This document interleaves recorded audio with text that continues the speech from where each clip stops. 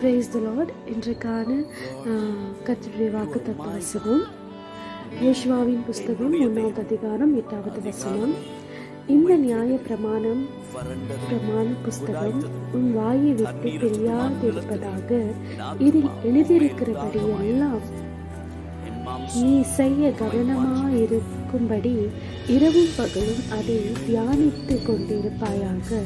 அப்பொழுது நீ உன் வழியை வாய்க்க பண்ணுவாய், அப்பொழுது புத்திமானாகவும் நடந்து கொள்வாய். இந்த வசனத்துக்கு நான் ஒரு சின்ன எக்ஸாம்பிள் செட் பண்ணுறேன். என்ன எக்ஸாம்பிள் அப்படின்னு பார்த்தீங்கன்னா, நியாய பிரமாண புஸ்தகம் அப்படி என்றால் நம்மளோட வேதம், நம்மளுடைய சத்திய வேதம். ஸோ வேதம் என்றால் சத்தியம், சாத்தான் என்றால் பொய். கரெக்டா? இப்போ வேதம் என்பது சத்தியம், சாத்தான் என்பது பொய். இந்த வேதத்தை நீங்க தியானம் பண்ணி, அதாவது இரவு பகலும் நீங்க இப்போ ஒரு வசனத்தை நீங்க படிச்சீங்கன்னா, அது நைட் அண்ட் டே நீங்க மெடிடேட் பண்ணும்போது உங்களுக்குள்ள அந்த வசனம் உள்ள வாங்கி கொள்கிறீங்க. அந்த வசனம் உங்களுக்குள்ள வந்துருது. இப்போ சாதாரணவன் என்ன பண்ணுவான்? அவன் போயிட்டு பிதாவானவனுமா இருப்பான். அவன் என்ன பண்ணுவான்? இரவும் பகலோடும் கர்த்தருடைய பிள்ளைகளுக்கு விரோதமா அவன் யுத்தம் பண்ணுவான். எப்படி யுத்தம் பண்றான்? மெயினா நம்ம மைண்ட்ல தான் அவன் யுத்தம் பண்ணுவான்.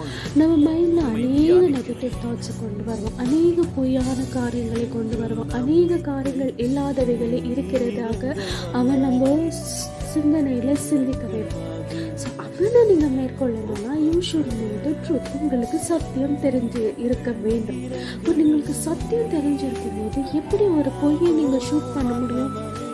பொய்க்கு எகென்ஸ்டாக ஆப்போசிட்டாக நீங்கள் எதை யூஸ் பண்ணணும்? சத்தியத்தை யூஸ் பண்ணணும். அவன் பொய் சொல்லலாம், அவன் பொய்யும் சொல்லலாம். என்ன சொல்லலாம்? உனக்கு இதாகிடும், உனக்கு எந்த பிரச்சனை இருக்குது, உனக்கு இது ஆகும், உன் ஃபேமிலி இப்படி ஆகும். பட் உங்களுக்கு அந்த சத்தியம் தெரியும். என்ன சத்தியம் தெரியும்? ஆண்டவர் உங்களோடு பண்ணின வாக்குத்தத்தம். அவர் சொன்ன உன் அக்கிரமங்கள் எல்லாம் மன்னித்து, உன் பாவங்கள் எல்லாம் மன்னித்து, உன் அக்கிரமங்கள் எல்லாம்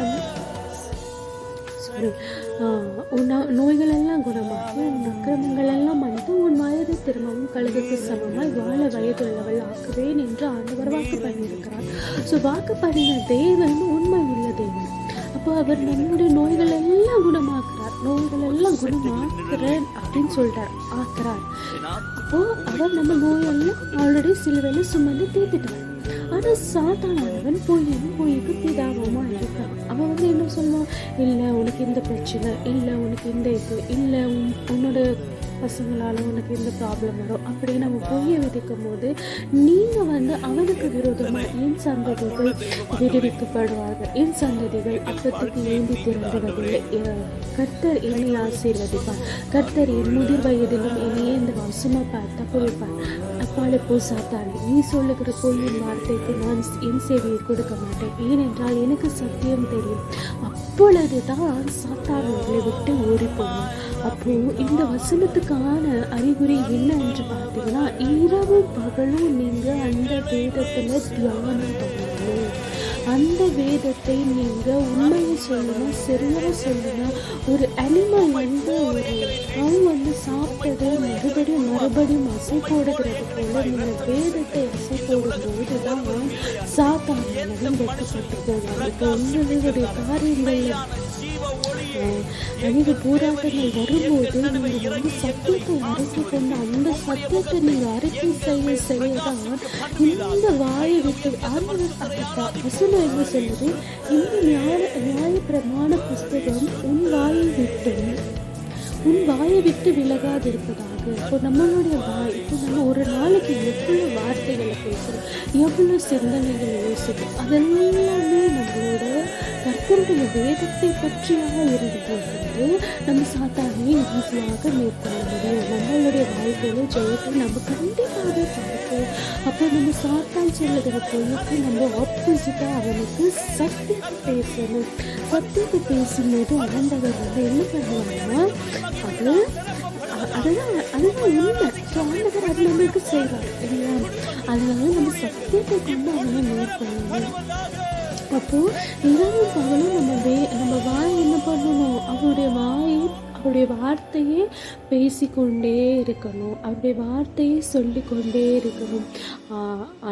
அதாவது கர்த்தர் என்ன குறித்தான வாக்குத்தத்தம், என்ன முதிர் வயதிலும் வரை இந்த வருஷம் தப்புவிப்பார் என்ற வாக்குத்தத்தம். என் சந்ததிகள் அப்பத்துக்கு இங்கு திரிவதில்லை, அவர்கள் லீபனானில் உள்ள கேதுருவை போல வளர்வார்கள், அவர்கள் பனியை போல செலுத்திருப்பார்கள். ஆண்டவர் சொல்லுவார், என் கூடாரம் அழகாக மாற்றிடுவார், நாங்கள் பரவி போகிற ஆறாய் மாறிடுவோம் என்று நீங்கள் சத்தியத்தை அறிக்கை செய்ய செய்ய செய்ய சாத்தானானவன் வெட்கப்பட்டு போவான். நம்மளுடைய காரியம் ஜெயமாக விளங்கும். முதலாவது ஒரு விஷயத்தை நீங்க உணர்ந்து கொள்ளுங்க, மரணமும் ஜீவனும் கிறிஸ்துவின் அன்பை விட்டு நம்மளை பிரிக்கவே முடியாது. ஸோ நம்மளுக்கு ஒரு கேரண்டி என்ன இருக்குதுன்னா, கிறிஸ்துவோடைய அன்பு, கிறிஸ்து நம்மளுக்கு நித்திய கேரண்டியா இருக்கிறது. அப்படி இருக்கும்போது நம்மளுடைய எண்டு அப்படின்னு பார்த்தீங்கன்னா, you should not fear for death or final, but it is with Christ. அந்த அன்பை விட்டு நம்ம பிரிக்க முடியாது. ஸோ இதில் நம்ம கேரண்டியாக இருக்கணும். அண்ட் ப்ளஸ் நம்ம என்ன பண்ணணும், இரவும் பகலும் அதை தியானம் பண்ணணும். தியானம் பண்ணும்போது சாத்தானானவன் வெட்கப்பட்டு போவான். இந்த உலகத்தில் உபத்திரம் நிச்சயமாகவே உண்டு, எல்லாருக்கும் உபத்திரம் உண்டு. கர்த்தருடைய பிள்ளைகளுக்கு உபத்திரம் உண்டு, கர்த்தருடைய பிள்ளைகள் அல்லாதவர்களுக்கு உபத்திரம் உண்டு. ஆனால் கர்த்தருடைய பிள்ளைகளுக்கு உபத்திரத்தின் மேலே ஜெயம் உண்டு, கர்த்தருடைய பிள்ளைகள் அல்லாதவர்களுக்கு உபத்திரத்தின் மீது ஜெயம் இல்லை. அவ்வளவுதான் வித்தியாசம். நம்ம அந்த வித்தியாசம் அறிந்து கொண்டு, அவங்களுக்கும் வருகிறது நம்மளுக்கும் வருது தானே என்ன அப்படின்னு நீங்கள் யோசிக்கக்கூடாது. ஏன்னா அவங்க அந்த சுச்சுவேஷனை ஹேண்டில் பண்ணுற விதம் வேறு, நம்ம அந்த சுச்சுவேஷனை ஹேண்டில் பண்ணுற விதம் வேறு. It's very simple.